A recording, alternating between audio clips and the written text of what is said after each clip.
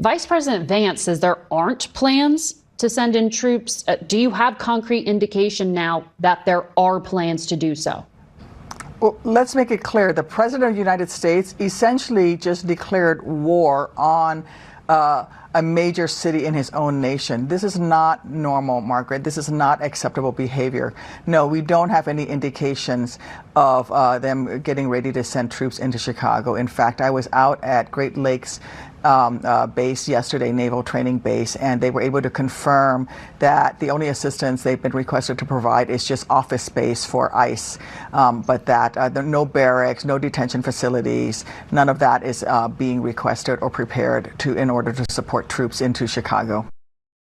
Welcome to the Ken Harbaugh Show. My guest today needs no introduction, so I'm just going to read one of Senator Tammy Duckworth's latest tweets. Actually, what do we call them on Blue Sky? That's where I go to these days. Anyway, you wrote in response to President Trump's outrageous threat to wage war on the city of Chicago in the state you represent. He wrote, "I love the smell of deportations in the morning. Chicago is about to find out why it's called the Department of War." My blood's already boiling, but your response was priceless. You wrote, "Take off that cavalry hat, you draft dodger. You didn't earn the right to wear it. Stolen valor at its worst." Tell us what we need to know about Chicago pushing back, fighting back, and the lesson that we've learned on every playground we've ever been on, that bullies can't take a punch. Bullies can't take a punch, but I just want to set the scene. A sitting president of the United States just declared war on one of his cities. Yeah. This is what Donald Trump just did. And that is absolutely unprecedented. And it's absolutely disgusting. And so if he truly wants to help Chicago, then how about not cutting $800 million in funding support for law enforcement? I mean, it's not a surprise that he's attacking Chicago, but you know what? We in Chicago, we're pretty tough folks. We know how to fight back, and we're going to stand up to this president every step of the way. What does it signify? Listen, I'm laying this out for you. I think the answer is obvious to everyone, but I want your take on it. What does it signify that he's activating red state guard units and sending them into blue cities? Well, it's because he can't get the consent of the blue city governor, blue state governors to allow them to activate their National Guard. So by law, he can't activate the Illinois National Guard without the governor's consent, for example. I think it's pretty ironic that these red state governors that are saying yes to sending their National Guardsmen and women into blue states oftentimes have higher crime rates than we do in Illinois. Yeah. So, you know, if Governor Abbott in Texas truly wants to fight crime, maybe he should activate his own National Guard in some of his own cities that have higher crime rates than Chicago does. This would have seemed paranoid not too long ago, but I think another reason is that he is itching for a fight. He's looking to provoke. He wants the kind of conflict that will allow him to take the next step and the next step and incrementally move us towards the Insurrection Act. Am I overreacting? You are not overreacting. And in fact, I think you are right on the money. I think he's doing two things. First, anytime that Donald Trump has a really bad news cycle, he does something like this. He has a lot of these things back in his, in his hip pocket, and he pulls them out when, say the Epstein victims have a really good press conference, and it becomes clear that he was part of that, that there's a whole cover up around the Epstein files. So what does he do? He says he's going to send National Guard into Chicago. Anytime he has a bad news cycle where, by the way, there was an announcement made that there are now more unemployed people in this country than there are job openings, he does something like this.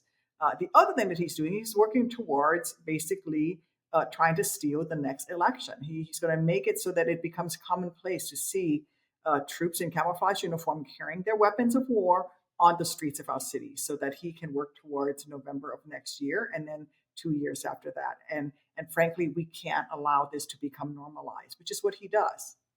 Right. I still place a lot of faith in our military and our guardsmen and our active duty soldiers to remember and abide by their oaths. What really scares me is the private, I shouldn't say private, but the personal security service that Donald Trump is building in the form of ICE with a budget greater than the United States Marine Corps, without that institutional memory of faithfulness to the Constitution, without those leaders that remind their subordinates of that every day, without a JAG Corps. I mean, any of the safeguards that give me reassurance when I see the military on America's streets, as offended as I am by it, don't exist with ICE. Do you think that that is setting us up for something in 2026 that would be even more fundamentally anti-democracy than what we're seeing today? Well, I think that it's a real possibility, and I am just as deeply concerned. And they are out there recruiting in astronomical numbers. The six-figure salaries that they're offering to, in particular, young men, their target to come work for ICE, and the chest thumping machismo stuff that they're doing is pretty scary. And you're exactly right. There's no JAG Corps. There is no training in the professionalism. The thing about being a soldier that I was very proud of, being an Army officer for all those years, was that we viewed it as a profession. It's a profession of arms. And you had ethics, and you had rules of war, and you had rules of conduct, and all of those types of things. These ICE agents are not getting this, especially these young folks that are being recruited and immediately put out on the streets. And so we do have to curb them, and not allow them free reign. Hey, it's Ken Harbaugh. Quick break to say thank you to everyone who's been following and supporting this show and this channel. None of it happens without you. And if you haven't yet subscribed to my Substack page, I'd really appreciate the follow. It's a great way to make sure you never miss an episode. It's free to sign up. And if you're able to pitch in a few bucks, every dollar goes back into the show. Just search for The Ken Harbaugh Show on Substack or click the link below. Thanks. There is a reason that those ICE agents are covering their faces and our National Guardsmen are not. And I think at the end of the day, the reason is shame, right? Deep down, I am sure some of these ICE agents understand that the verdict of history is going to be damning on what they're doing, but that $50,000 signing bonus is just too tempting. What really worries me is the possibility of the American people conflating the two organizations. And the minute that our guardsmen and our soldiers, sailors, airmen, and Marines begin to be equated with the lawlessness of ICE, we've crossed a Rubicon. What can we do, in addition to sounding off on programs like this, to remind the American people that they are not the same thing? So there are several things. One, I actually have legislation that requires ICE to clearly identify themselves as that. They can't just blend in and wear military camouflage uniforms and not have anything on them, so that the average American can't tell the difference. So there's legislation that we can work on for that. The other thing is happening sort of from the reverse of that. I was just at Great Lakes Base, which is a basic training base for all of our nation's sailors. And there's a couple of things that are happening. Going back to your earlier point, when I was there, ICE had requested support from Great Lakes. Great Lakes denied them support for barracks and denied them support for storing any lethal munitions on base. They're being forced to give them some support, so they're giving them office space only, and they can store non-lethal munitions. But what was really interesting was I also asked to visit the ICE facility there and to get a briefing from them. And you know what they did? They locked the doors and gave all their people the day off and ran away. You don't do that if you're proud of what you're doing, and you don't run and hide if what you're doing is legal. That said, one of the things I said to the Naval Air Station is that we need to make sure that ICE is clearly marked and that they're not dressed in military style uniforms so that people think that they're potentially sailors from there. The local police, for example, I was in North Chicago, where Great Lakes is located. The mayor of North Chicago has done something very good, which is he's put all of his people back in clear North Chicago uniforms so that the residents will know that if somebody shows up in camouflage uniform and they're not wearing the North Chicago police uniform, you know that they're ICE. That's brilliant. Thank you for advancing that legislation and for exposing, I'll just say it, the cowardice of ICE. I say it often on this show, but I don't think I can say it enough. As much as we celebrate the fact that courage is contagious and acts of resistance, cowardice is contagious as well. And when you expose the shame that is staining organizations like ICE, their cowardice spreads. And I followed through your social media when they literally shut down their facility because they were afraid of Senator Tammy Duckworth.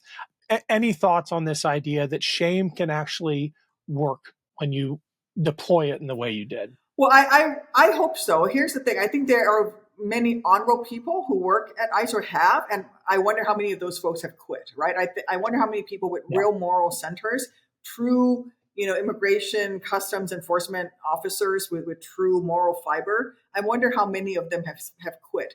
And when you have an agency that becomes dominated by those people without ethics, dominated by those without moral fiber, they're going to tend to follow, Donald Trump, right? Which is this, because you've got this leader who is truly unethical.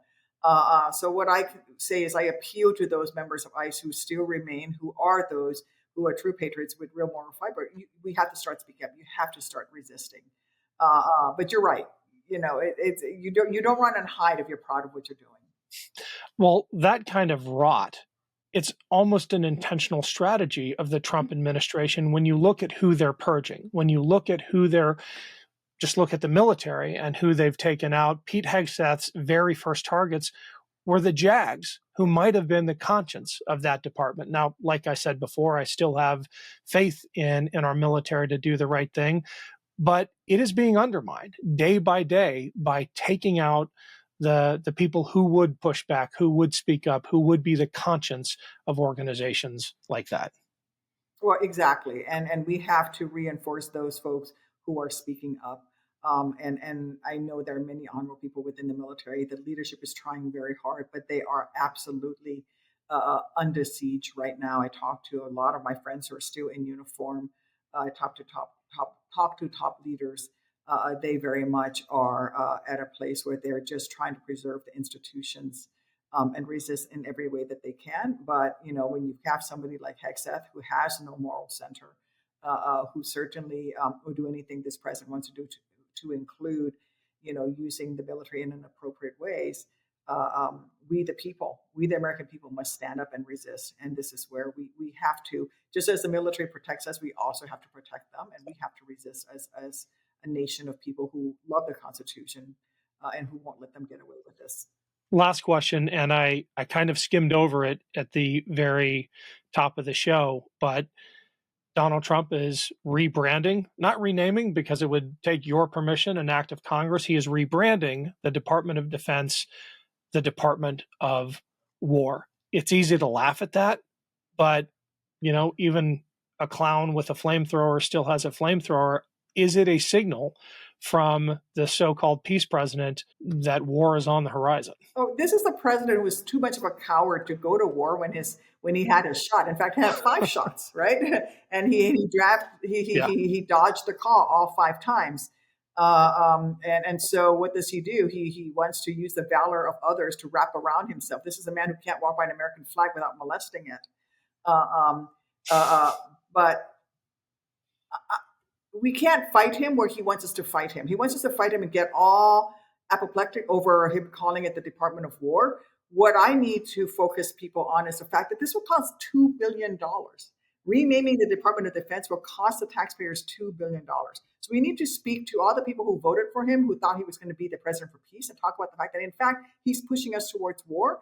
And then the other group of people we need to talk about are the taxpayers, who thought that they were going to be saving money and cutting waste in government. And yet you've got a president who uses a C-17 aircraft to deport the undocumented to the tunes of millions of dollars when a chartered flight only costs $30,000. And now he wants to rename the Department of Defense to the tune of $2 billion. That is not fiscal responsibility from supposedly the fiscal responsibility party. Well, Senator Duckworth, I know you have incredibly important things to go do. Thank you for remaining on the front lines for all of us. It's an honor to know you and to speak with you. Thanks for having me on.